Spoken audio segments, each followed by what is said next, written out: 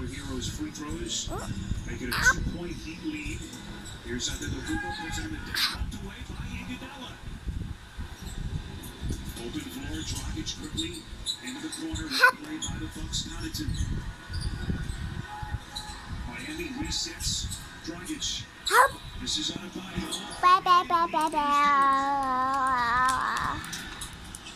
Adebayo. Don't eat that. 10 points, his It's fourth sorry. field goal. Thank you. 4-point Miami lead, actually their biggest lead of the night. Walker trying to find some daylight, squares up on a three. The NBA's So all-time leader on the list. oh guys, Most feared shooters. I'm going.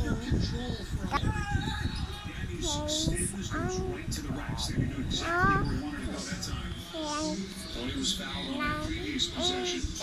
As he fared at the free throw line, he struggled tonight. 2 of 6 in the first half of the strike.